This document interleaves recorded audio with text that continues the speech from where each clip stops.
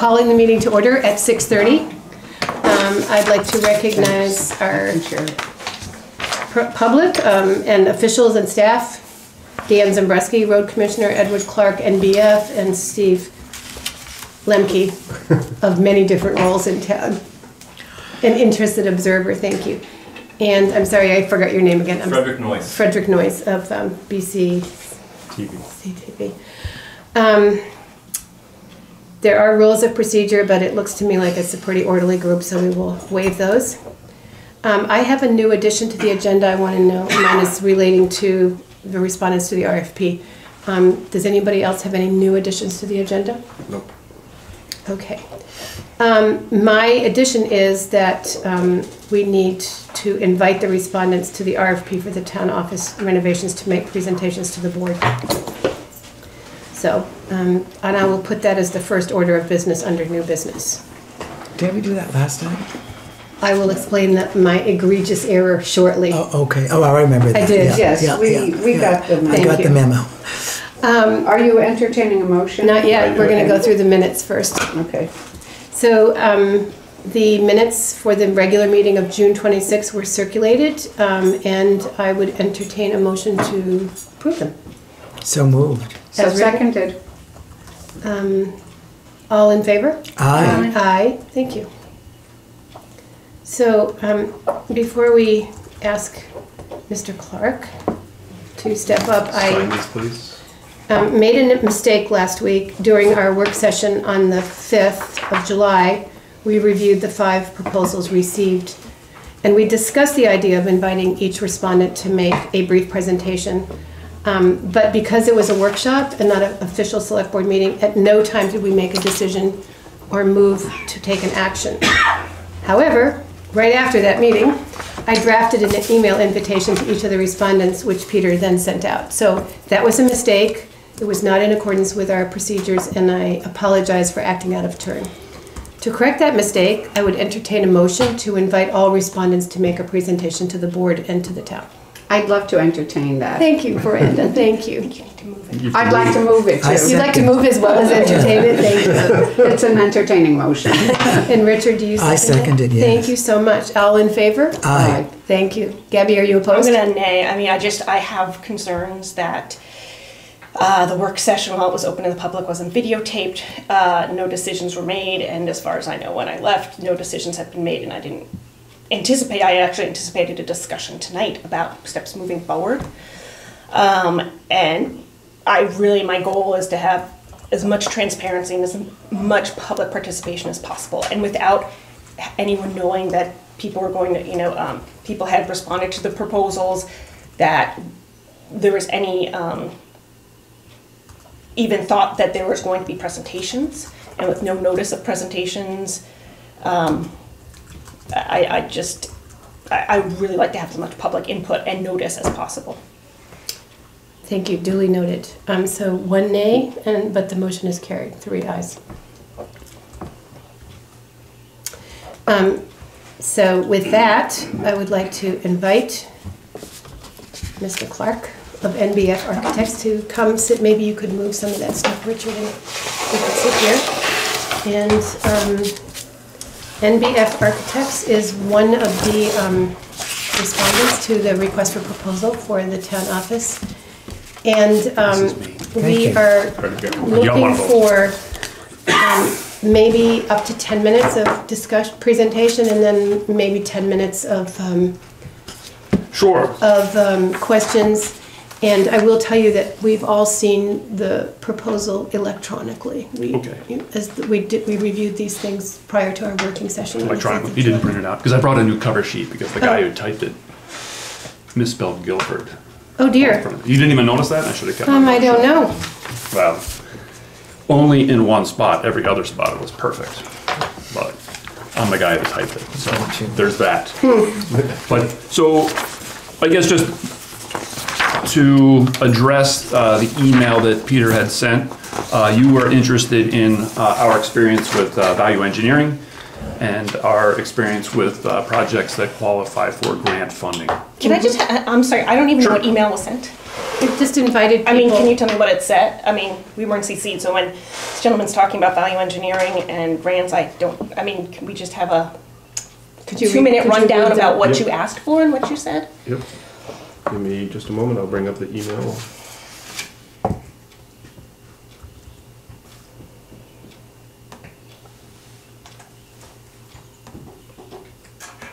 Alright. So the letter to respondents that was drafted said, "The Guilford Selectboard deeply appreciates your response to its RFP for renovations to our town office. During the board's review meeting this morning, they determined that before they can make a selection, they would benefit from having respondents make a 10-minute presentation. This would also enable them to become acquainted with individuals who may be assigned to the project if it was awarded. This will be followed by a 10-minute question and answer period with the board. Of particular additional current concern to board members are the following 2 points. 1, experience in value engineering so they can create a viable and workable budget for the town. 2, experience in designing projects that qualify for grants, including energy and perhaps community development grants." The Select Board meets Monday, July 10th and July 24th at 6:30 p.m.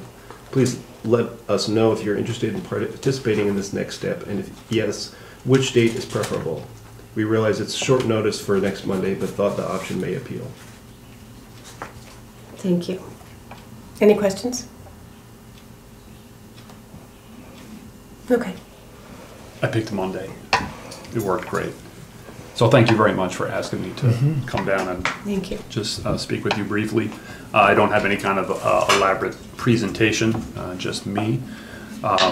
But I did want to address the value engineering and projects that qualify for grants. But just to, I think I gave a little bit of background on NBF Architects in the proposal, if you've seen that. Our firm's been around for about 40 years. I haven't worked there for 40 years, but it's been around for 40 years. And I've been with the firm for about 14 years now. I've been partner for about 5 or 6 years. I forget, time goes by and you lose track of time. But we do quite a bit of municipal work. We've worked on a few town offices. We recently completed the Castleton Town Office. That was a new building in Castleton. We have done a lot of renovations for town offices, a lot of library renovations. We also do quite a bit of housing projects.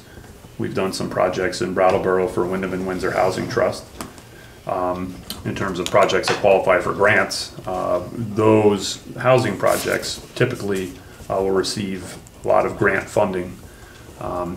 There's a lot of different organizations that provide funding for those projects. The Community Development Program, Vermont Housing Conservation Board, VHFA, Efficiency Vermont.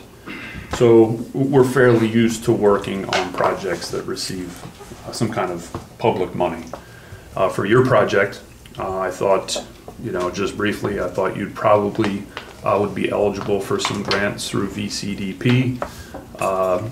They have some accessibility modification grants, as well as planning grants that might get you some kind of monies for architectural design work. Well, the planning grant would be, a design work grant, where the accessibility modification grant would be more of an implementation type grant. USDA rural development, communities under 20,000 people, you may be eligible for some type of grant or loan for the project. But we've done a lot of work with USDA rural development on various projects, a lot of housing projects. Efficiency Vermont is also, they will provide some weatherization consulting, and they also provide energy incentives. So they're an entity that we could get involved early in the project. And their incentives are usually pretty straightforward. So many dollars for LED lighting fixtures, so much for upgrading to different types of motors in furnaces and fans and that type of thing. So we're fairly familiar with working on projects that have grant funding. Usually those funders have some type of requirements to go along with the grant. And we're used to working with them and incorporating them into the project. So that's really nothing new for us. We do that on quite a few projects. Now, experience with value engineering. We have some experience with value engineering. Typically, when we get into what is thought of as value engineering, it's kind of late in the game. You really don't want to be there. Usually, that's a result of the bids came in, it was too high, and you're trying to figure out ways to get the project down to a cost that you can afford. Ideally, you've designed the project to a budget, and you do a good job of developing the budget. And when the bids come back, it's within your budget because you've really done your homework as you moved along. Well, sometimes it just doesn't work out that way. You might not exactly understand what is going on in the bid market. Could just be any number of factors might affect the way the bids come in versus the budget. But one thing you can do is when you're designing a project and understanding that it's a tight budget, but the owner would like a lot of pieces to the project, is that you can develop some alternates in the bid process that would allow you to get a bid number. And if it's above what you want to spend, there may be some items that you had in the project that, we could really, we really wanted nice wood siding, nice cedar siding. But, we really can't afford it. We decided right now we're going to go to vinyl siding and save a little bit of money. You can build that type of thing in. But the key is that, like I said, the best way to do it is to establish your budget first, design to the budget, and hopefully manage the project all along to the budget, reevaluate along the way. Because where you get the best value for a project is in the beginning stages. When you're first doing the design explorations. It's real easy to say, well, what if we put a room over here? Well, we can look at what it looks like and, figure out what it costs. Yeah, then you design the whole thing. And if the room's over here and it turns out it's too much money, it'd be cheaper to put it over here. Now you have to go back and redesign it. It's real easy to look at things and evaluate them when it's just lines on paper and you're just doing quick sketches in the beginning stages of the project. Once things become more set and you get further down the road, especially into construction, it becomes very hard to extract that value. It also becomes, it's very cheap in the beginning to figure these things out. It's more expensive at the end. So we try to get this stuff taken care of in the beginning. And we've had good success with that. Not that we haven't had to figure things out and spin our wheels at the end. I mean, nobody's perfect. So we've been through that process. But we also have a lot of success in budgeting projects and designing to the budget and working with clients to, figure out what their most important needs are and get those included. Thank you. So I think ideally we would have a budget, except that we have a couple of variables that we can't analyze until we have these discussions. One of them is that we know some things that are essential. We have some ongoing problems that need to be taken care of, and then we probably have other issues that we may not be aware of that would arise during the design of the project. So there's essential, and then recommended, highly recommended, and then kind of would be nice. And offsetting that is the possible, what do we have in terms of possible funding or reimbursement grants, so that I think really that kind of information will lead us into a more realistic sense of cost and whether we have, it's one thing to say we have this amount of money in the budget, but we don't. We have some, but we were hoping for grants and stuff like that. And so I think that's part of the discovery process that we have to go through. And that's typically part of the feasibility. It's Yeah. like, well, we think, we have some money, but you might not really be 100% sure what you need to do. So Right. there's a little bit of figuring out what you need to do, figure out what you can do with the budget, see what monies are available. So you're kind of bringing things in that feasibility phase in the beginning. You're getting everything to a certain point. The end goal of that feasibility is like, okay, here's our project with our scope of work. We know what we're going to design and do, and this is what our budget is, and we're comfortable with this budget. but we're not necessarily in this stage going to design things all the way to the very end, because we're just trying to figure out what is the project and what's the budget. Yeah. So we're preliminary. Does the select board have any other questions? You talked about renovations of other town offices. Can you give me an idea of the project totals? Like what the cost of the projects were, a range of things Oh you've boy, worked on? yeah, that I don't know off the top of my head, but they're, you know, we worked on projects from very small projects. You know, probably some of these town office projects are, you know, under $100,000 to, you know, almost $1 million maybe. In Vermont? In Vermont. Whoa. The Castleton town office was, I think that was around $700 and some thousand. That was new construction too, That right? was a new construction. That was a like Was- 3,700 square foot. Was Came out the pretty nice. Shrewsbury Town Office a renovation or? That was renovations. I think that was accessibility upgrades, and some interior renovations. Yeah.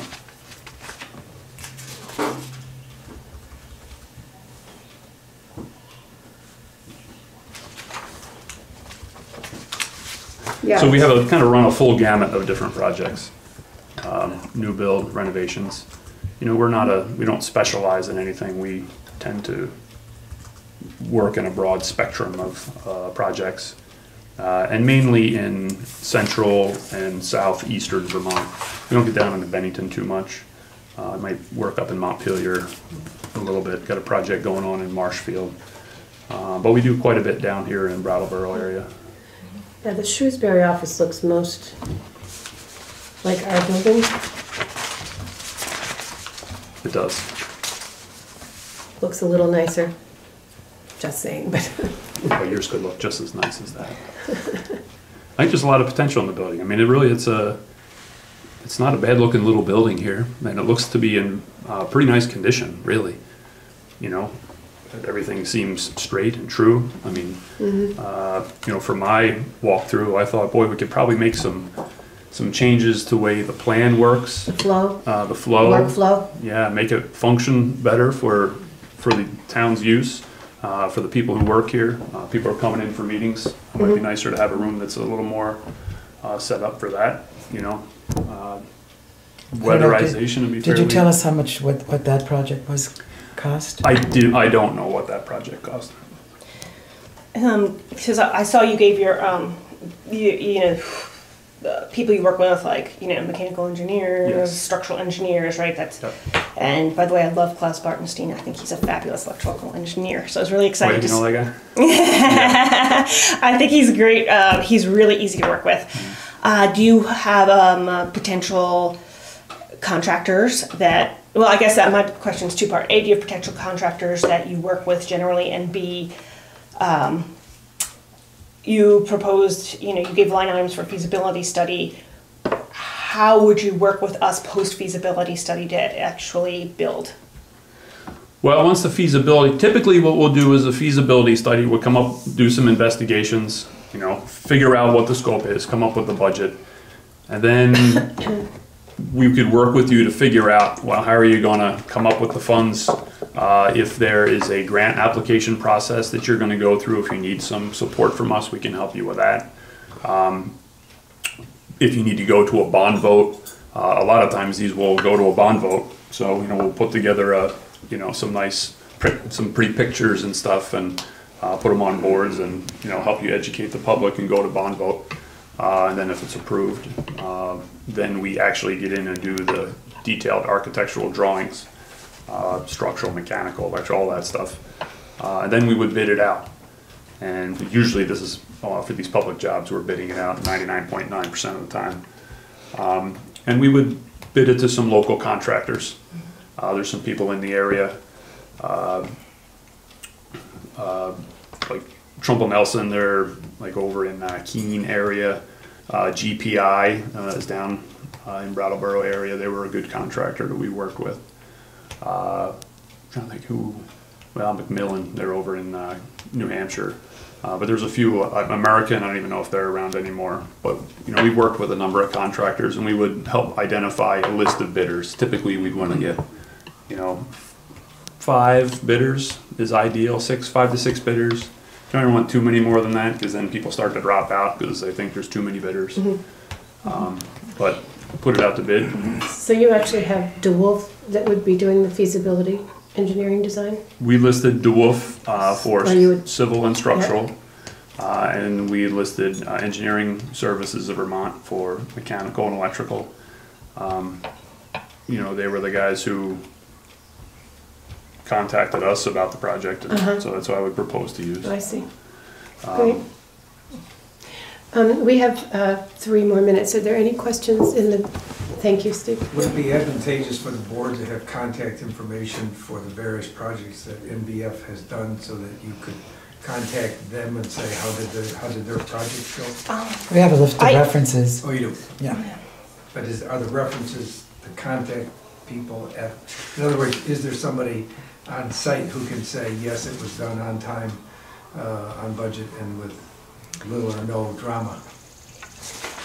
So we have Isaac Wagner, town manager of Castleton, the Vermont Country Store, and somebody from Vermont State Housing Authority. But it might be nice to have some more information about those town offices. Well, not all of them. Clearly, we're not like Rutland City. No, but this one is. Well, yeah, this one is. Shrewsbury and Mount Holly look. And I think it's common to call 3 similar project references that have occurred within the past 3 years and talk to their. I gave newer ones that were people that I've worked with in the past 3 years. Like you said, some of these other town offices, while we've done those, are a little older. I think this Paul at Town Hall is relatively recent. I could get the contact information. Ralph, my partner Ralph, was the main architect for that. And he actually does a lot of these town offices and libraries. I was the project architect for the Castleton town office. And I work extensively with Jeff, Isaac, and Susan. But if you wanted, I could send you another reference, or I'll follow up with you. follow up with me, whatever. Thank you. Yeah, whatever you need. And then, Any other questions? yeah, I have a question. I don't remember where it was. While Gabby's thinking, are there any other? Okay.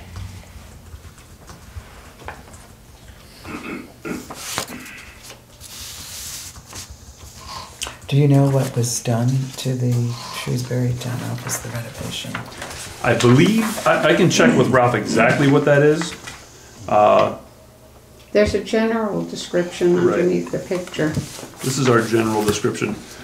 We made a general thing here, but they're renovations of existing structures. They improve efficiency. Usually there's some accessibility as part of the project. I could send additional information on that too if you wanted. When Peder sends the follow-up information, say we want some additional information, this, and this, and I'll gladly send that along and become part of the record. So yeah, I did recall, but I have a number of different RFPs floating around my head right now, and we didn't ask in this one, but generally for interviews we ask bring the team that you're going to, who's going to be working with us, and would that just be you, or who else would be on your team? Well, I'm the main point of contact. I would have my consultants on the team, Chris Temple from DeWolf, and then I don't know if it's John, I think it's John Svagdis is also from the DeWolf. He's the civil engineer. With engineering services, it would be Klaus or Dan, one of those 2 guys. You're familiar with those guys. But I would really be the main point of contact for everybody. The way it works is that all those consultants work for me. So, the contact would probably be, I'm assuming, Peder to me. We would work close. But I would also bring these guys to the project. They would, get to check things out. And then there would also be some design presentation from them. So there'd be a few trips down for them. It works best if I have those engineers come up with concepts directly in collaboration with the owner. A lot of times I try to, you know, they're working over here and I'm talking to the owner, then you do something over here and the owner doesn't like it, and that doesn't work out too good. Because then they're like, Ed, why is it this way? So I don't like that when that happens. So you'd be our main architect, though we'd be interfacing with you. Yeah, you'd be interfacing with me mainly on day to day. We do have staff that would also support staff that would help. I anticipate Casey Getcha. She helps me quite a bit with projects. She's ready to be registered. I wish she would go take that test. It's holding her up. Great. But, All right, we've done pretty well. We're just a minute over, so congratulations. pretty darn good. Yeah, thank you very much. For coming. Thank you very much. I really do appreciate it. For taking this, you know, the initiative to do this first thing. We really appreciate your coming here. My pleasure. And Got to spend a nice little drive with my wife down here. yeah, And you arrived in the- I know. Thank you. So Nice thank you very meeting you. much. You too. Bye-bye. Thanks for coming down, Ed. Take care, everybody. The next item on the agenda is pay increases, Peter. Am I supposed to talk about that? You are. Oh, okay, well, at the, during the town meeting, we voted on, or the budget was voted for, I didn't realize I was supposed to talk about this, 2% pay increases, which go into effect July 1st. Yes. And so I think we just need to formally authorize those increases so that they can be executed. Yeah, you're just giving Penny permission. permission to implement them. Okay. And Second. so is this, oh, I'm sorry. Did you move? I moved. Gabby moved, Richard Great, and seconded. so is this for all staff? I mean, how comprehensive is the raise in terms so of employees? It goes to the highway staff that is not new, Oh, great. because they're within their 3-month Right, right. probationary period, and they're just, the No, terms got of their that. employment are slightly different.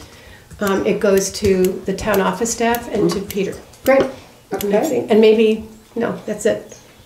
Just, you know, of 2% is basically Oh, what we've been 2%, come on. generally, yeah, Let's it's. do it. Is there any more discussion? All in favor? Aye. Aye. Any opposed? No, thank you. Congratulations. And to Danny, right? You're right. Gabby, BDCC, Brattleboro Development Corporation, Credit Corporation, letter of support. Yeah, so I sent you guys an email around. I was contacted by Jennifer Stromston, who works for BDCC, and they were encouraged to apply for a grant related to the Community Facilities Loan and Grant Funds, which is a USDA program. They're applying for a $150,000 grant. It would be to provide technical services to help queue up organizations that might fit well for a USDA loan or grant application. What does queue up mean? Yeah, so so what they're gonna do is work with them on the to get So them they ready would get for them- application. So right. they can use up to, the interesting things, they can help anyone. You don't have to apply for a USDA loan, ultimately. So you can use their services as your organization starts to explore different avenues of whether it be building or expanding or whatnot. They can use up to 49% of their $150,000 grant funding for consultants for your organization. So I think that's a huge asset. And again, you could do this and then not apply for a USDA loan or grant, but the idea is to provide, it would be a staff person that went around and was a resource to various organizations in the region, and could also access and use the skills that BDCC already gained by managing grants and working with various businesses in the area. So this is very similar to the one that they asked for, Sarah Lang asked for recently for their Right. grant application. But it's a different grant. It's a completely different grant. Yeah, so it's just It's very, completely and different we grant. certainly get services from SEVIDS, and I think this sounds like it could be really relevant as well. And organizations like CC4G, and if, other, I don't know, Broadbrook Range, well, it wouldn't be the Broadbrook Range, take that back. No. BDCC could potentially use Right. their services. So so are we discussing our approval to send out a letter of of support so that they can apply for this grant. And I drafted it and sent it to Peder. Well, Jennifer drafted it. I revised it and sent it to Peder this morning because I forgot to do it this weekend. And the one just caveat, so you know, is that technically Guilford doesn't meet. So that if you look at the community facilities grants for USDA, you have to be under a certain population and then also serve a certain medium low income population. Guilford does not have that income. It doesn't fit in. So what I was discussing with Jennifer is potentially that a place like CC4G might serve a number of people from Brattleboro, so there is a way that the USDA loans may be applicable to organizations in Guilford. And so that sort of came out in the letter, so just want to let you know that. So we just need a motion to I move that we send the letter, that the letters, how shall I put Sign this? it. Sign the letter that Gabby drafted in support of that grant proposal. And I'll second that. No, thank you. Any more discussion? Steve? Are they asking other towns? for They're support? asking other towns, organizations. So we're not the only ones. Yeah. Thank you. All in favor? Aye. Aye, thank you. Any opposed? Sorry. So I realized I forgot to say one thing about this, the respondents to the RFP.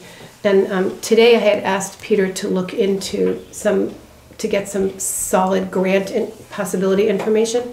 Could you share that with what you found out today, and we'll talk Sure. about next steps on that? So I'm retreating to the Okay. RFP, Yeah, so the town had been informed of a couple of potential grant opportunities to help in the cost of the work that needs doing to the building. One of the grants that we had been told about was through Efficiency Vermont, whereby if we were to, in the work to the building, if we were able to reduce our energy use by 50%, we could get up to 50% or 125,000, whichever is less, to help defray those costs. And these grants, they're available to municipalities, they're available to businesses, and they're available to nonprofits throughout the state of Vermont, so we are eligible to apply. However, they have certain key requirements that each project has to meet in order to apply for those. And one of the very first factors that they state is that the building square footage needs to be a minimum of 5,000 square feet. Our building, including the attic, is about 2,500 square feet. So no we're not- 50% we're not- reimbursement on the project, in So short. we're not eligible for that. Yeah, So unfortunately, we're not eligible for that. And there's a couple other factors that would be difficult for us to But that was the meet. one that was so appealing to us last meeting, yeah. Yeah, because it could be potentially up to $125,000. And based off of feedback from a number of the architects, the design of our current building is set up in such a way that that's something that we probably could easily meet in doing insulation and siding and a number of other things. We'd also been informed that there are some community development block grants available for ADA accessibility projects. And this is a little bit more complex than the Efficiency Vermont, because all of the CDBG grants come from the federal government, usually redirected through state, but they're federal grants. And one of the complicated issues with that is that with these strict requirements, it states that 100% of the project must be working on ADA compliance. And that can be anything from inside the building. Much of it has to do with things outside the building, such as entryways, parking and accessibility, lighting, and numerous other features, of which that is only a portion of our project with this building. Can I make a suggestion? Because I feel like this is sort of an aside that actually deserves a lot of attention. Like, I mean, the way we're going about this process, we sent out an RFP, we didn't have a budget. I'm sort of like really stressed out by that situation, personally, because I've never gone about the project that way. I think it'd be really helpful if maybe we can add to next agenda, like a sources and uses. Like, we need to invest, I mean, my personal suggestion would be to say, hey, have Peder research, here's where all our grant possibilities are and here's what we think we could get.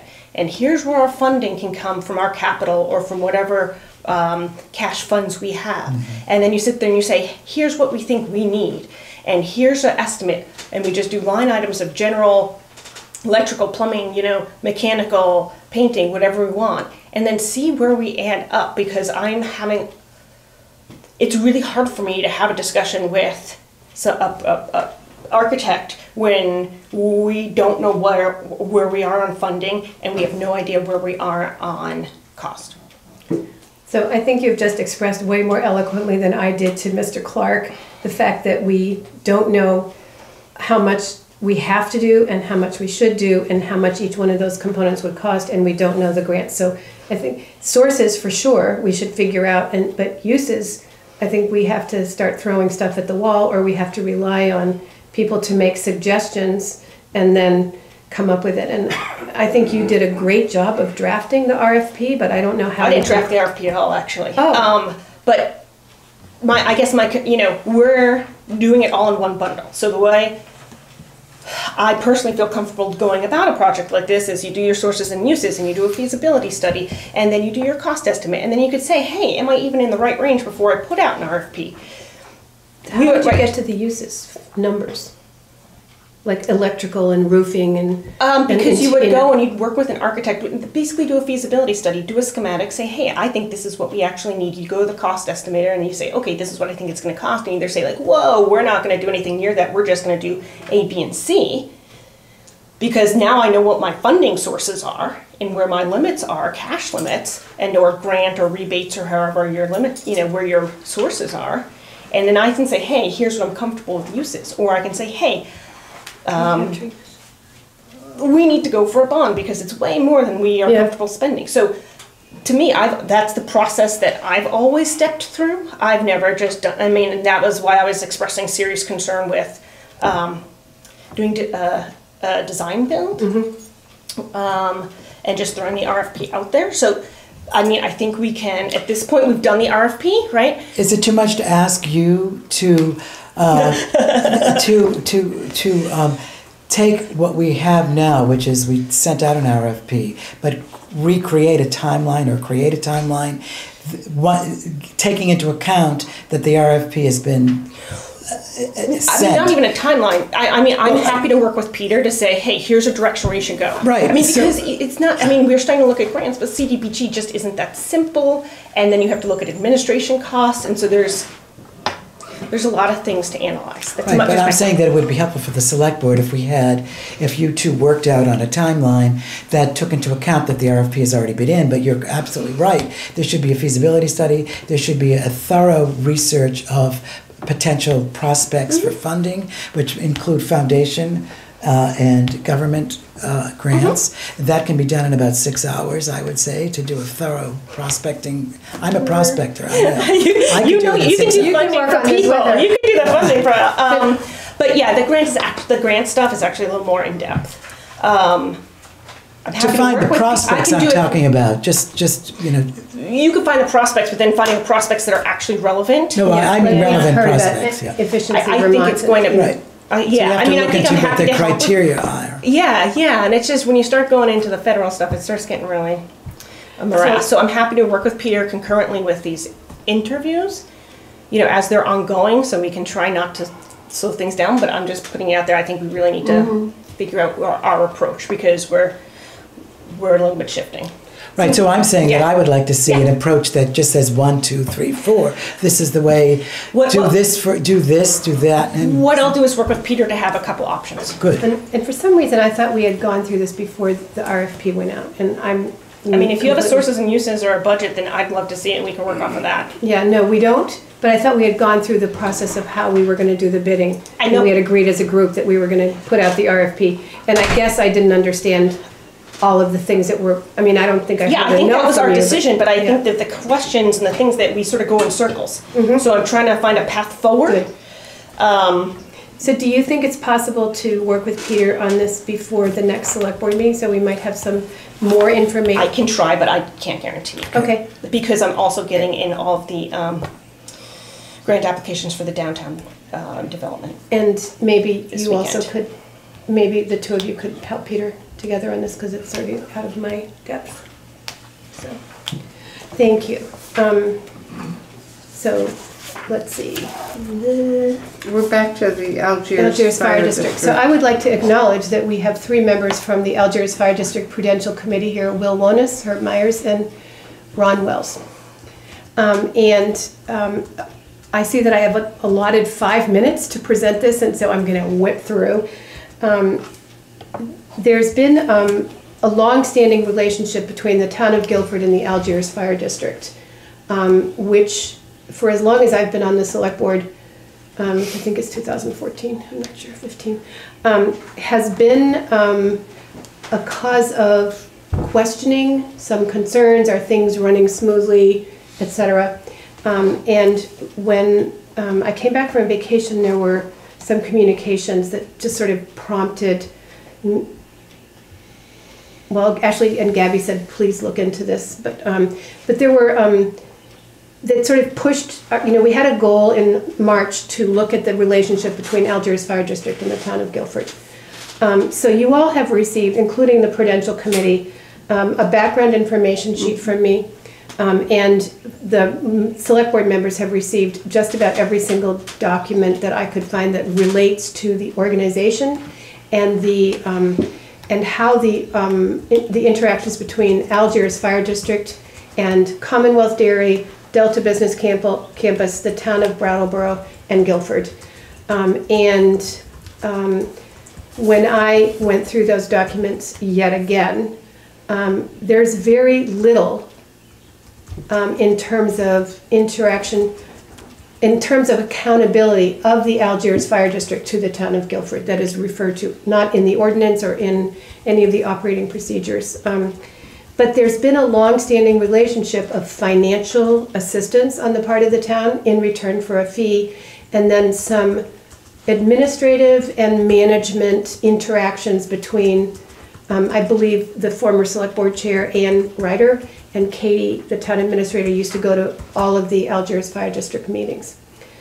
There is a present issue of increasing the allocation that has nothing to do with Guilford. It's a, it did have... What allocation? The Commonwealth would like to increase its usage allocation from the original 60 to the then 80 to then 100 to now 250,000 gallons a day. And in discussing this with Herb and Pete Hetzel, who's been working on this a lot, we came up with a lot of questions that we need to get answered. Well, we don't actually need. We can decide that we don't want to have anything to do with this. But there are a lot of questions about accountability, the stability,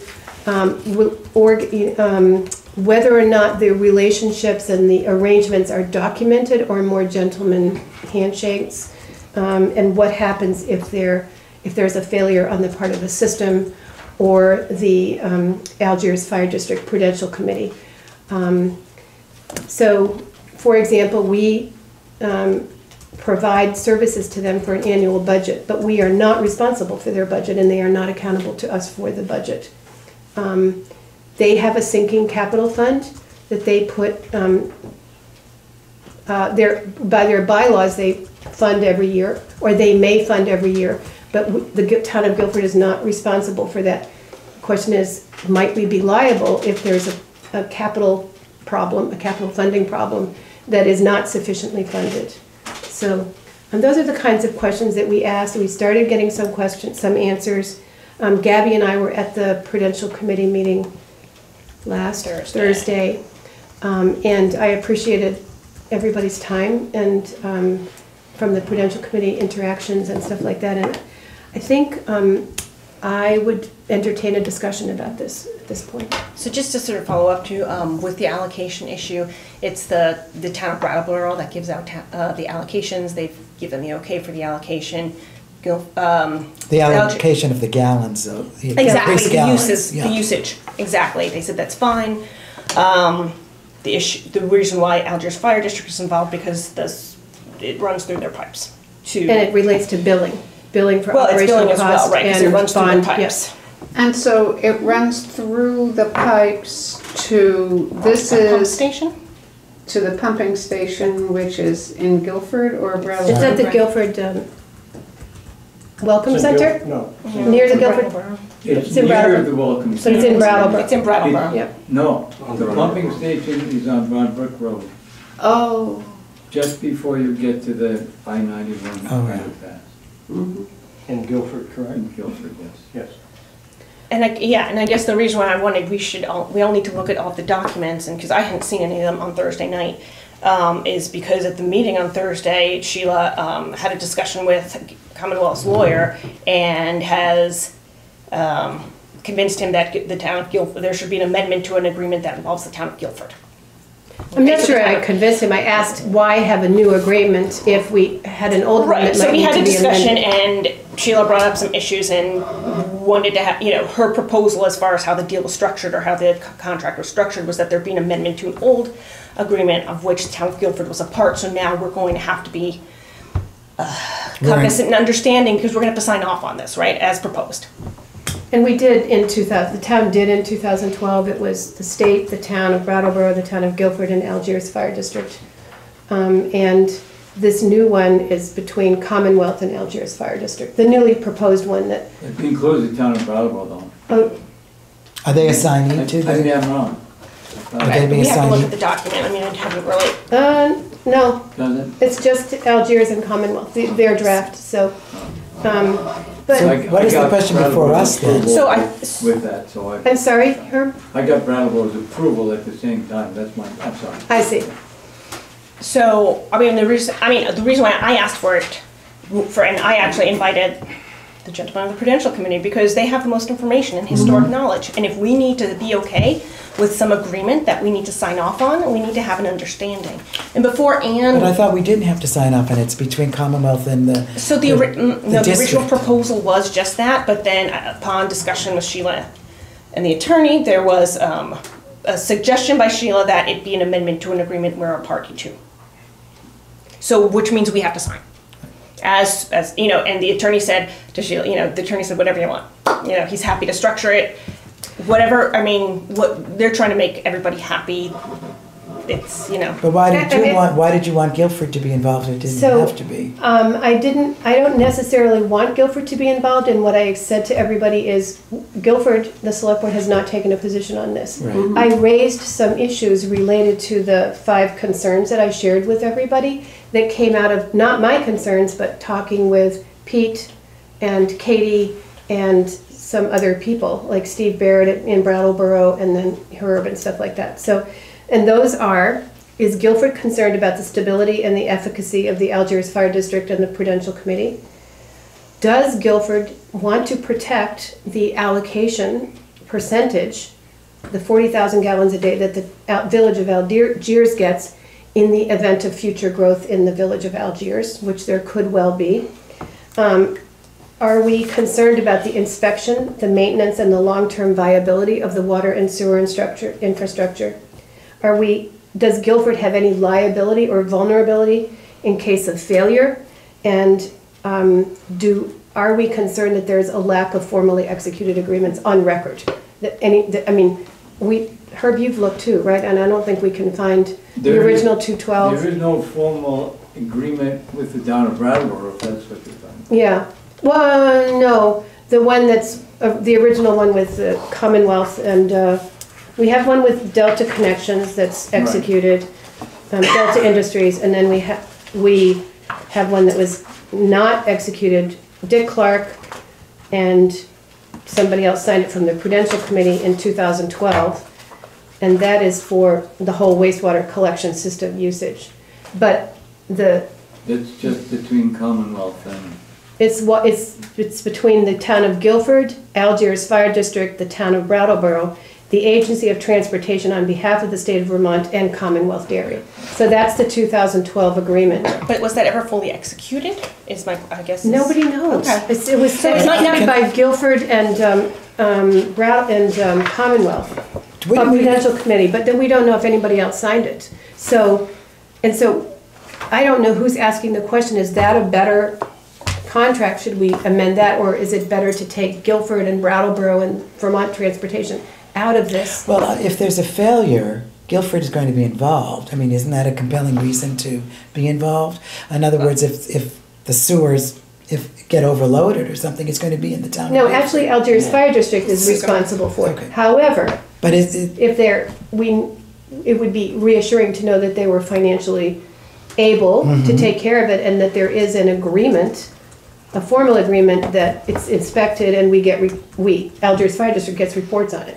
It would be, I think, reassuring to the town of Guilford. I don't think I have a good understanding actually at all of what our liability is. And I think that's something we need to discuss with an attorney who can have the agreements and delve into it, because I don't have a good understanding of even, maybe there's state law that says it's Algiers Fire District and then the state, so Guilford has no liability. I have no idea, and that's my point. I'm looking at the... And I would say the liability issues are to me the concern. I'm not sure what the concern is with the protecting 40,000 gallons a day allocation. The allocations are made and you get your allocation, and either you get it or you don't. You pay for it from the town of Brattleboro. So I'm not sure where that concern has arisen. But I mean, to me, I can tell you the liability to me is something that I think the select board needs to understand. And I guess the other thing that I wanted to, I do think that there should be somebody going to the Algiers Fire District meetings as a rep from the select board. That hasn't happened since Anne left the board, and so we're sort of woefully ignorant, and apologetically so. Yeah. About the ongoings of that group. Do you know, Herb, if the bond is with Algiers Fire District or with the town of Guilford? the bond. Yeah, the one that was signed in The bond 1990. is with Algiers Fire District. Okay, so- The town of Guilford is not. Okay, that's reassuring. Yes. I was wondering if the Prudential Committee of the fire district felt, comfortable and, had a clear understanding of the implications of this relationship. I'm coming at it more or less from scratch. So I was just wondering how people in the Prudential Committee, what your experience of this is. Well, if we went back to square one, the Prudential Committee acted completely on its own, but in the concept from the first meetings, which I wasn't a part of because I hadn't retired by that point, but I know the meetings that I went to were always attended by someone from the select board from the start of the concept of the thing. And not every meeting, because, there were meetings that were more important than others. But it had kept up for quite a bit. But we ran completely on our own until, as you know, and I can't remember what year it was, we had an embezzlement by our treasurer, who embezzled $84,000 from the fire district. We were able to recover from that, not through any financial aid of the town, but your administrative ability to help us Manage the make the right finances. contacts and pull the right strings, and ended up without any financial problems from that. At that point, your administrator was extremely helpful. Yeah. Went with me to the court, because you probably are not aware of the fact that the person who embezzled the money admitted to stealing the money and giving it to me. Oh, jeez. Okay. Lordy. It's very unpleasant, I'm not Yeah. telling you. but I realized that there was good evidence because I could prove I didn't have any money. So that was my defense, which was virtual. But your support, or your administrator's support at that time was very grateful. And because we had no infrastructure, we still don't have any infrastructure. Your financial infrastructure has been working through since that time. So is there something that the Prudential Committee would like from the town? I think we would like to try to continue having our administration done here. I only have 2 people of the Prudential Committee, and I don't have a vote because I'm the treasurer. Right. But that we would love to have the administrative support of the town regardless, unless I'm wrong. so when you're saying the administrative support, are you talking about the financial tasks that the town provides for a fee on a monthly basis? Yeah. Or some sort of advisory role as well? The contact would be nice because we have a budget, we have things that should be. My understanding is that we haven't been contacting you to say, okay, you need to put money over from this account to that account, if that's what I'm hearing. I mean, that's what I conclude from looking at the fiscal year 2017 budget, that funds were not transferred to the sinking fund. It could be that there'll be a general ledger entry, but I think that you probably need to advise the person executing those financial tasks that needs to be done, or you would need to set up an arrangement similar to what Katie had proposed last year, where you hire. There was money set aside in a budget to hire somebody to manage the administrative tasks of the Prudential Committee on a part-time basis. And I'm only speaking for myself, but I was unclear on what that meant. Okay, I think Katie had made a proposal, but I can look through and see if I can find that again. Or you could decide what you want and ask for it. Well, either way. It sounds like it would really be good to have some kind of, idea sharing about what might be a good next step, because, we can't do decision making to be helpful based on, where all of us are now. And so perhaps we could, have a work session with, key people involved and with more understanding of what, the proposal that the last town administrator had, and it sounds like you could all use some support, and that this is also, it's a lot of responsibility. I mean, I've just been reading, the sort of how to get up to speed on what a fire district is, and it seems like it's pretty loosey-goosey. I mean, like all over the state, I think people have different arrangements, and yes, they do. It would be good to get some work together on how to give more security to this valuable organization. Do we have a memorandum of understanding of the relationship? Well, that might be There's something that we there's might an work ordinance, toward. but You have to look at what a fire district is. yeah, we Fire did. district is a sub Complete Yeah. separate municipality. municipality in a town, but it's still part of the town. But Yes. as that municipality, you are obligated to warn meetings, Exactly. file minutes, have reports, There's sort of financial. open meeting law, So maybe, like a municipality would. yeah, exactly. Which Maybe, was why having the administrator yeah. there kept us straight on those things. So if we were to As your continue this, administrator does you.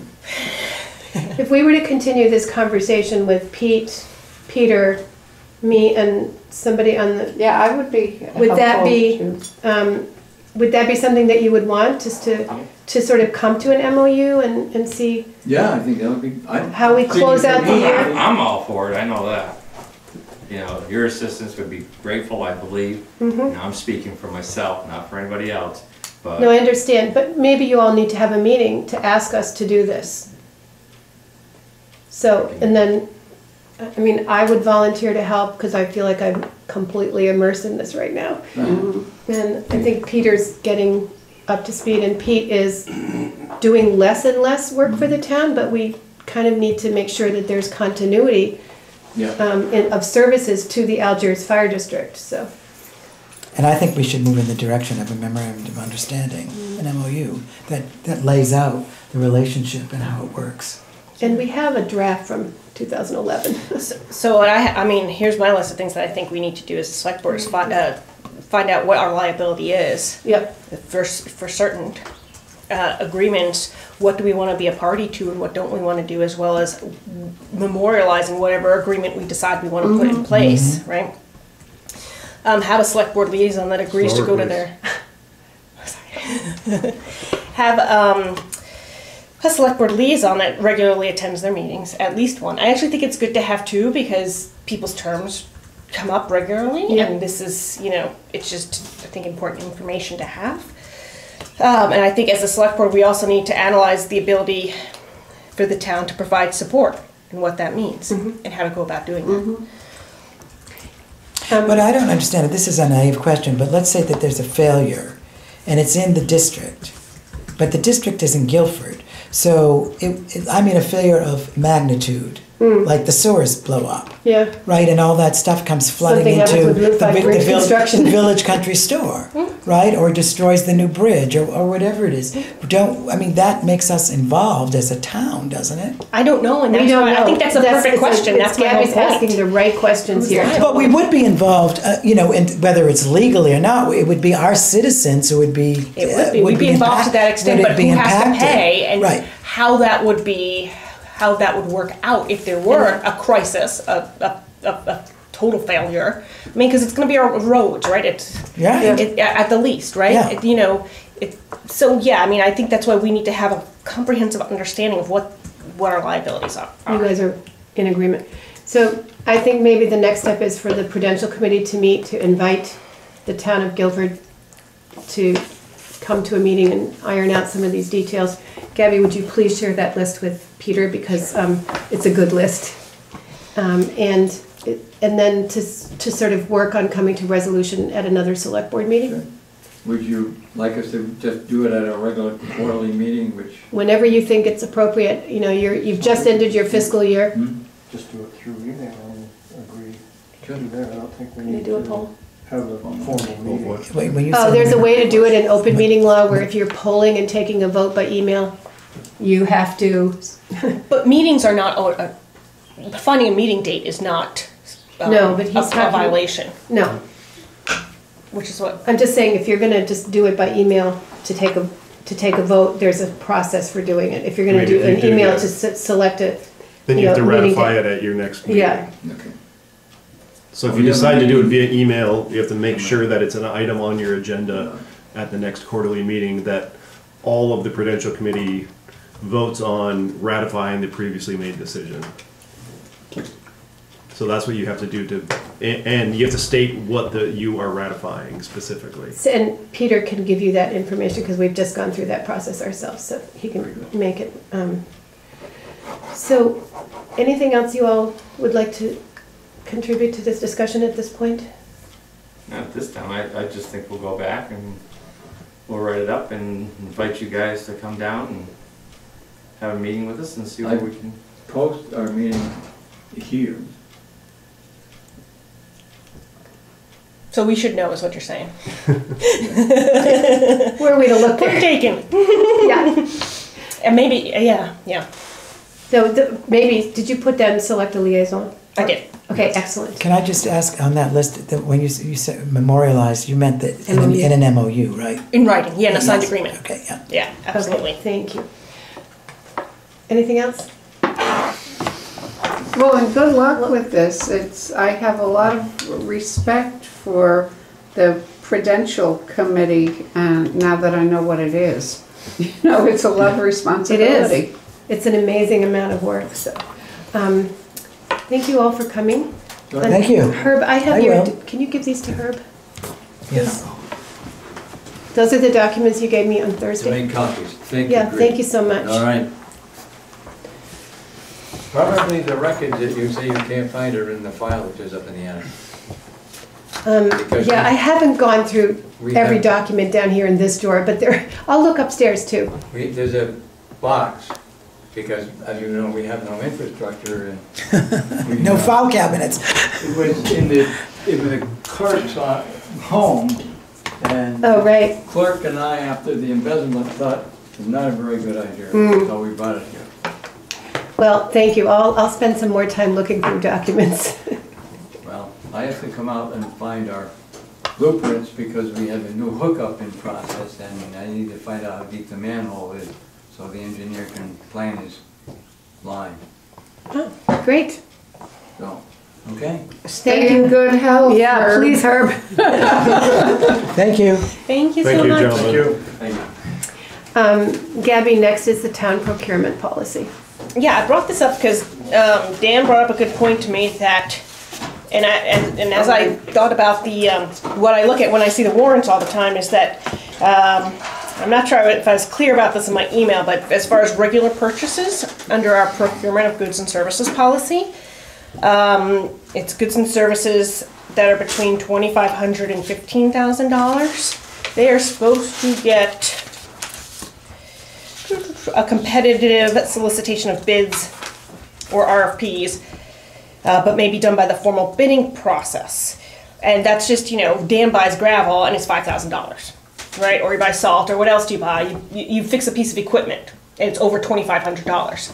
And, I think it's not very practicable for him to have to go out to bid every time he wants to actually make a regular Right. purchase. I just wanted to bring it up for discussion. It's happening anyway, so why not formalize a process that makes sense? I agree. So, we can do this sole source vendor thing, but I'd rather give Dan an exception to the regular purchase rule and allow him to go up to like $10,000 or whatever we feel is reasonable without having to go to bid for his regular purchases. Or without breaking the ordinance. Right. Policy, sorry. Like, when I do my blacktop bids, I always go to bid. Right. Sand, when you're talking 5,000 yards of sand, you do the same. One load of salt, that's $3,500. So, that's over the $2,500 mark. I think it's pretty obvious what we should do. Did you prepare some wording for amending the? I didn't, but I'll just go for it. It's been a long day. We'll see what comes out. Make a motion to amend the procurement of goods and services policy such that regular purchases for the highway are purchases in excess of $10,000. Highway Department. Highway department are purchases between 10 and 15,000. I'm sorry. Regular purchases. Never mind. Purchases under $10,000 are incidental purchases. How's that? And 10,000 is a good limit, Dan? Yeah, mud season may rack up a little bit more in hauling gravel, but it would be. Well, would it be Sorry, more? could we have a second to the motion before we? I I second just it. asked a question and I should not have. Richard, thank you.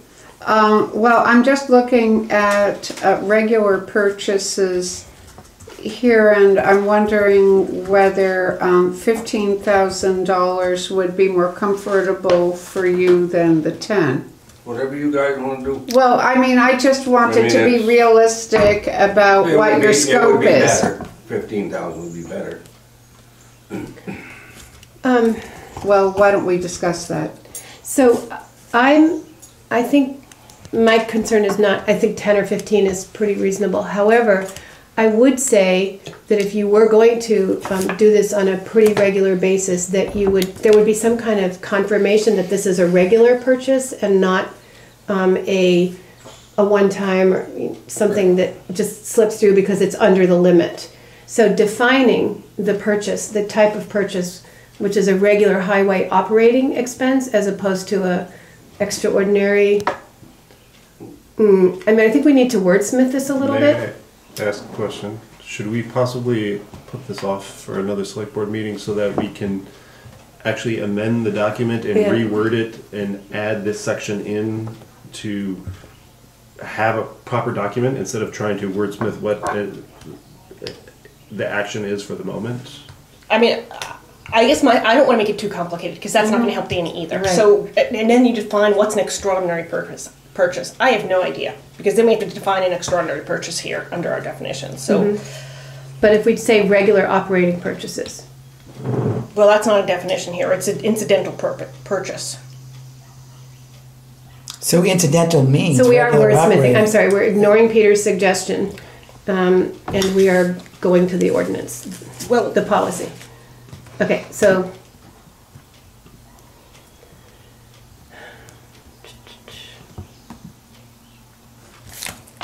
Do we want to wordsmith it now, or do we want to? or we can to say, you know, suggest- regular purchases, highway department regular purchases that are less than $10,000 are exempt from the requirement to bid.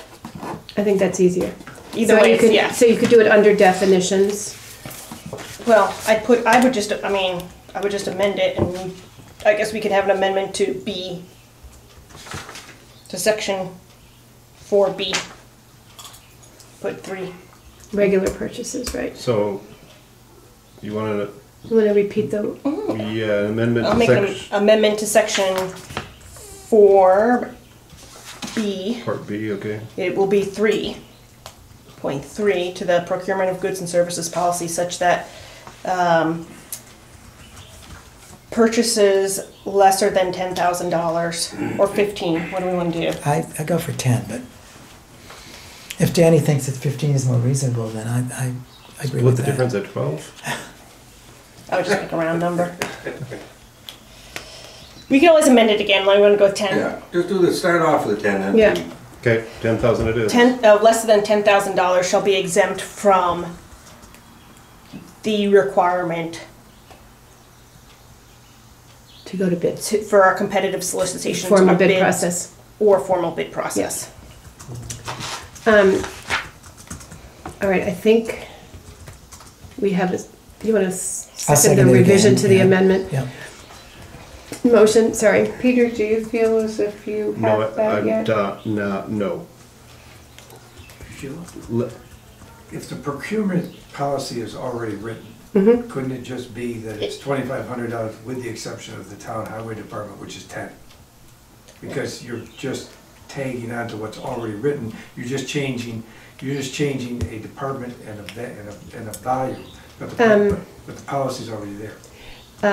Not really, because this is only for, this only fits through regular purchases, so you can't amend the whole procurement policy. So Gabby has selected the right place to put it. May I read what I have written to make sure that it captures what you've stated? That you've moved to amend the procurement of goods and services policy to section 4B, part 3, such that purchases for the highway department less than $10,000 shall be exempt from the bid process. Yep, and we can take the language from the shall not require competitive solicitation of bids or RFPs or any You'll see it. formal bid process. And that, so I'll amend it to include a section 4B3. That states that. So here we have, He's got it right there. He's got it. oh, you got it, okay. While Peter's typing, is there any more discussion? All in favor? Aye. Aye. Who seconded that one? Richard. Richard's been really fast on the seconds.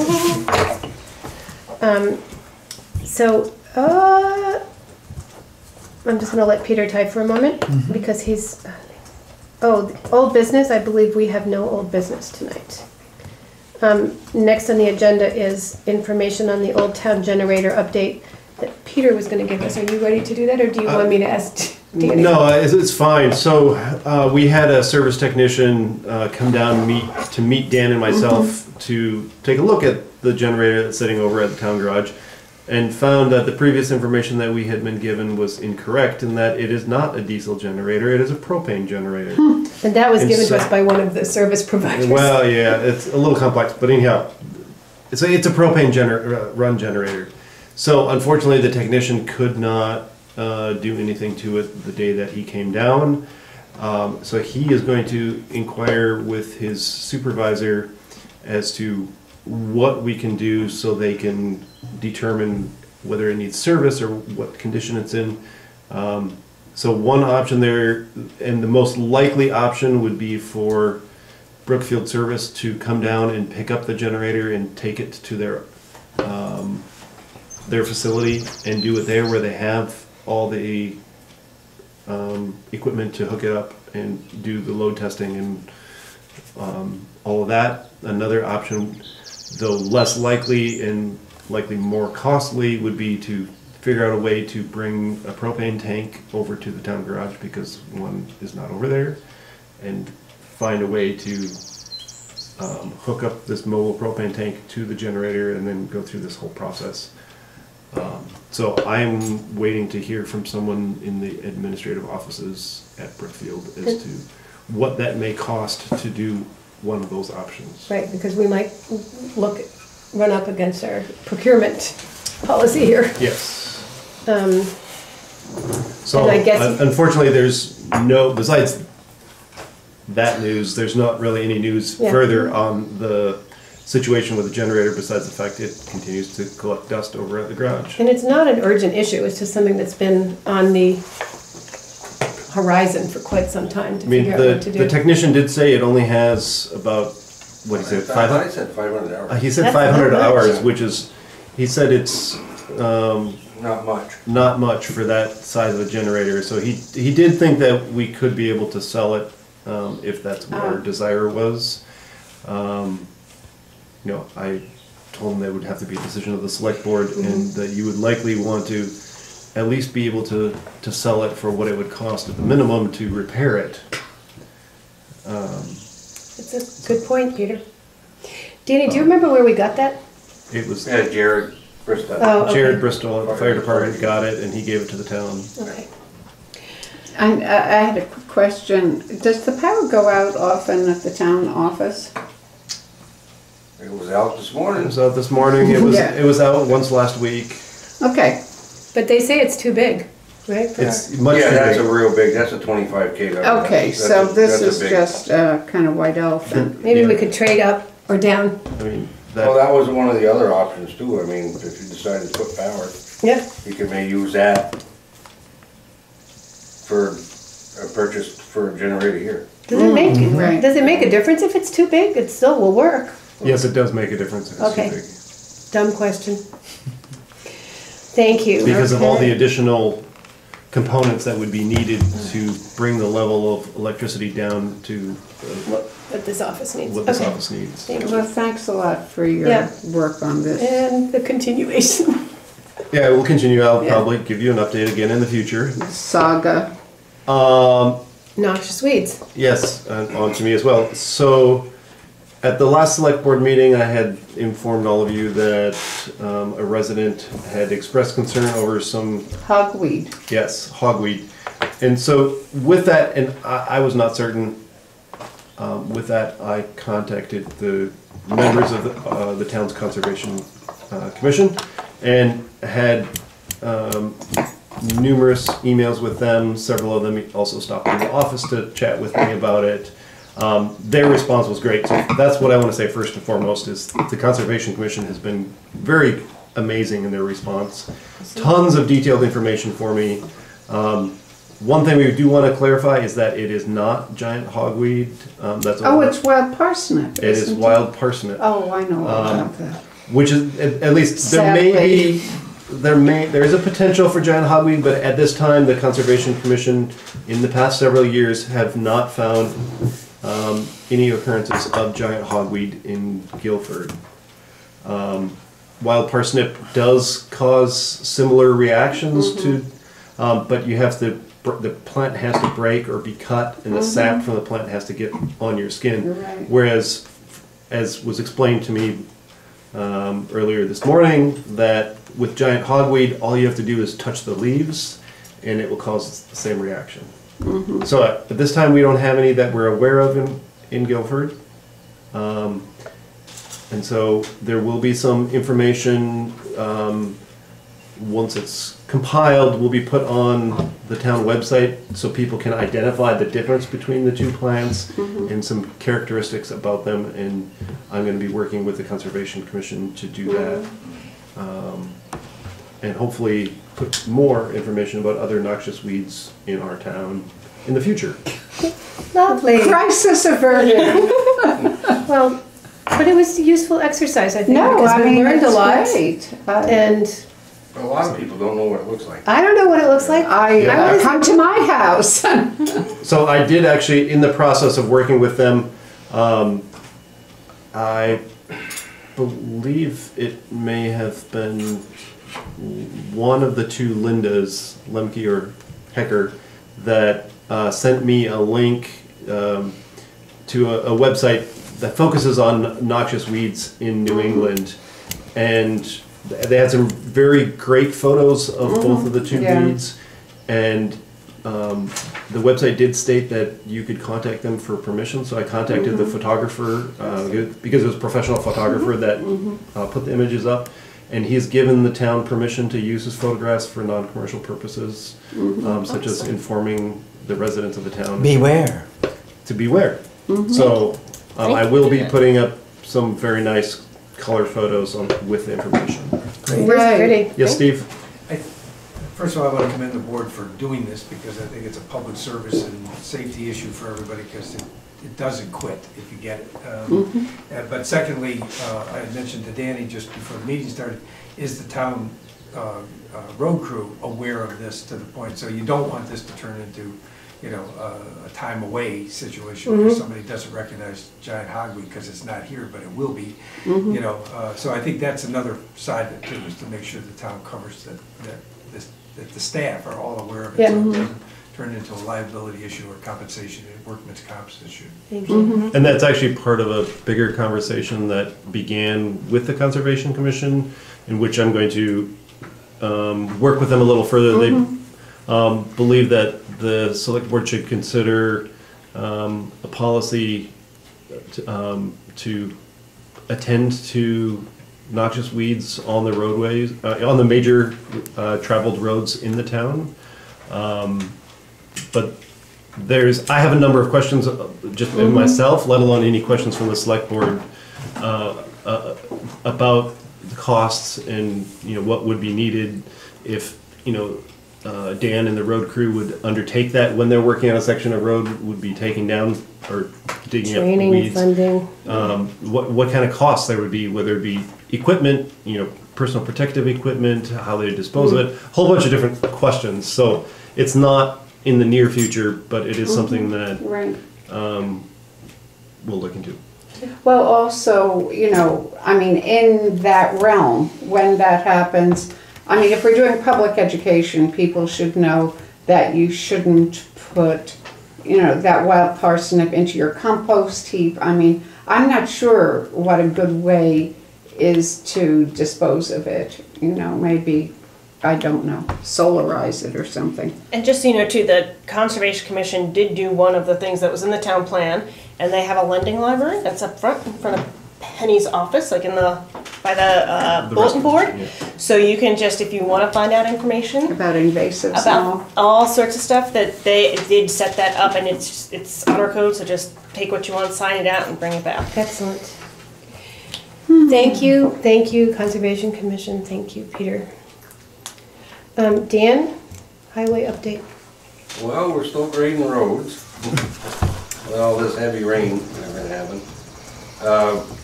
We're pretty much all patched back up from all the heavy rain we had a couple weeks ago. Carpenter Hill is all fixed up, Senator Hunt Road's fixed up. We're stone lining the ditch up on Peder Lane right now. Oh, We've yeah. been down there for a couple, 3 days working on that. It's probably gonna take a couple more to finish it up. Then I wanna get setting culverts.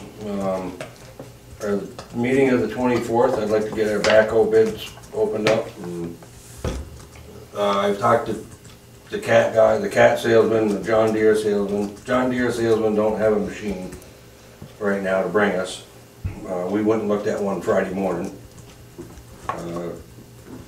the cat guy does have one, he's just waiting to get one down here, so we can try him out, so. Other than that, I mean, our other backhoe, last week, we were up on Peder Lane and we had a big blowout on one of the rear tires, so we just had to put 2 new tires on. Because it's something like that, when you have a tire that's worn Right. half and you put a new one on, there's a differential and it's not a good thing. So, and then the tires ran about 650 bucks a piece. So that's better than one on the grader, it's like 12, 13. I have a question for you. Steve, could you shut the door because Richard's being attacked by mosquitoes? You are a mosquito flying around you. No, I don't want Did you come to a total with Megan on the road damage? I haven't heard from her. So are She you? hasn't called back or. So she hasn't even been here to talk to She you was about? here. Oh, Well, okay. we looked at 2 sites and I think, I haven't heard back for her, we probably didn't have enough. Probably not. Yeah. Okay. Well, thank you for trying. Yeah, no, I got her out, we went around, looked at them and, you know, so she was gonna figure out, see what kind of damage we had, so. Okay. Finance is up next. And I don't know, Peter, if there's a difference in the reports that we got on Thursday versus the reports of today, but the budget column was not filled out on the Highway Fund General Ledger report. And there was also no carryover there is no reappraisal budget for fiscal year 2018 because they were supposed to have spent it. So I don't know what actions have been taken to preserve that fund. So those were a couple questions that came up as I was looking at the. Sure. So from my understanding, in the past, that the approved budgets, like budget totals, have generally not been input into our accounting system. It's something that we know and just in using it. The line items? I mean, we've had the line items on the general and the highway budget all year. Okay, And then I might have to take a actually- look at it. Maybe I'm confused what you're asking. So in our general reports, general ledger reports for each select board meeting, we have budget, year-to-date, percentage. The budget line column is empty in the highway department, Okay, 009 budget. okay. And there are no figures in the reappraisal fund, so except for 0. So I do know that Nemrick will be returning in, I believe it's August, to finish up the year-end process. Part of which I believe is moving some of those funds Okay, over. hopefully they can, get that. And it's also, we're gonna have to look on the bills for FY17, FY18, because, you're still pulling out of last Yes. year's Correct. money still now. So like if I look at the reappraisal, it's last year. There was a bill from Yeah, June, June. and there was a bill July 5th, presumably for work done in June. Last So year. you were That's just gonna correct. have to pay attention We're gonna that have to it's do the not just, general. it doesn't just mean that Yeah, So there are a number of items on the current budget that are for FY17. FY17 and, There's a mix, yeah. Yep, and but so- most are going to actually be FY17. yep. And it will, FY18 on one of them. I forget which one. there's a couple FY18. so I think it's just something we need to pay attention to. I'm not being critical, No, although it's- I'm surprised that the budget lines weren't in the NEMRIC report already, just as you start going for the new fiscal year. But the budget line items, but whatever. I'm sure Sure. they'll take care of it. It's Yeah, probably I- transition time. Yeah, I Maybe believe you I could just misunderstood what you're asking. ask Pete about it. Yep. Pete and Penny. So, Gabby, are you ready to do payroll? Yeah, and I actually have one expense? correction from last warrant. Penny caught this after we signed the warrant. It's not a big deal, but just to make it clear, there was a $4,000 payment to you, Sheila, for emergency management. Stipend, Like a, what do you call it? Stipend. Stipend for your work you did with that. That was actually in like the invoices and the warrants that should have been put under payroll. So it was pulled out of the right account, but it wasn't pulled into the right place where we pay our payroll taxes in Sheila, so you're gonna have to be under payroll taxes. She caught me. Oh, she caught you? Never mind. So So just want to make sure that we did that the right way in the Let end. let the record show. Let the record show Penny caught us. And that is a reimbursement grant expense, so Yes. it doesn't come out of the town payroll. I'd like to pay the following payroll and warrants for the week ending July 2nd, 2017 in the amount of $6,223.56. Payroll for the week ending July 9th, 2017 in the amount of $6,739.18. Expense warrant 1801 in the amount of $28,320.71.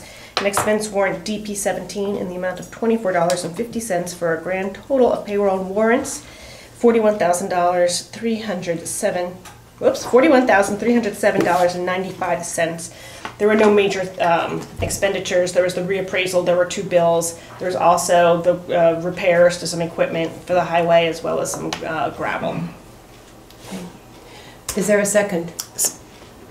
Veranda gets a chance. Just slow down. I've been playing second fiddle I know, since we were 17. Okay, well, glad that you know your place. I don't know. I am too.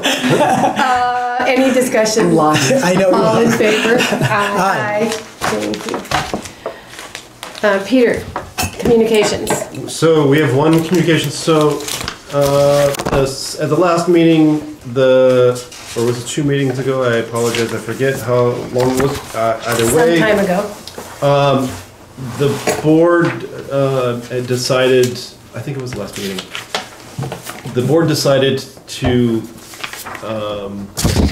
have us in the office here make an inquiry with the town's credit card company about the potential of increasing the town's credit limit on the credit card that we use. Yeah, I recall that.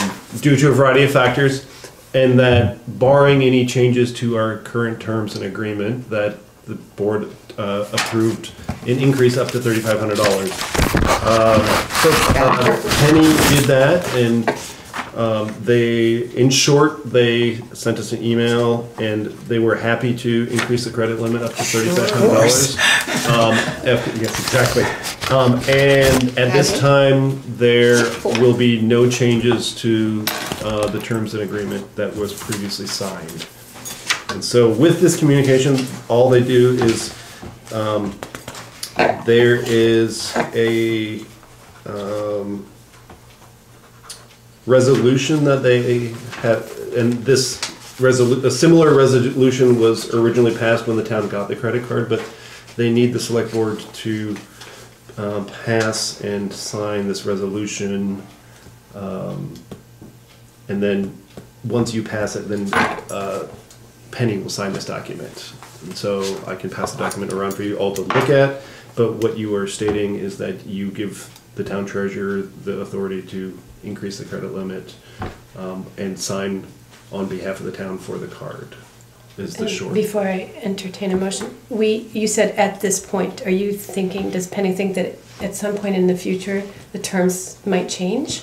No. Okay. There appears, from everything that the bank said, that there will be no changes to the terms and agreement, and there will be only if there are changes to terms and agreements for all credit cards, yeah. Card holders for that bank. Yeah.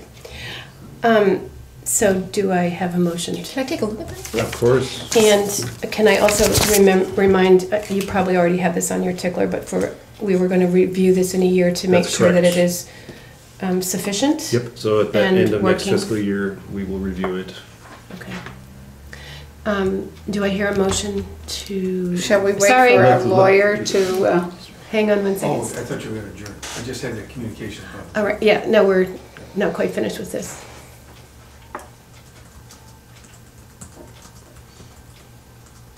I think what the most important piece of that is that the town gives permission to the treasurer to sign on the town's behalf is probably why you have to have a signature. Not the raising of the credit limit. Yeah, well, we've It's in there too. Yeah, Yeah. so it's good, Gabby? I'm fine with it. So would you like to make a motion? I'll move that we sign the resolution to increase the credit card limit to 30, or give Penny the ability to sign the resolution to increase the credit card limit to $3,500 and take possession of the I card. second that motion. okay. Sorry. All in favor? Aye. Aye. Steve Lemke has a communication. Just sort of an immediate and sudden communication, semi-planned. The Green River swimming areas at the Crib Dam, both upper and lower, are currently closed for a period of 7 to 10 days starting yesterday, because the Green River Village Preservation Trust, which is a private, not-for-profit organization, it's our responsibility to remove the sediment behind the dam for swimming purposes, but also because of the volume of sediment that's built up behind the dam. It's a regular occurrence every 5 years or so. Now it looks like it's going to be about every 3 years.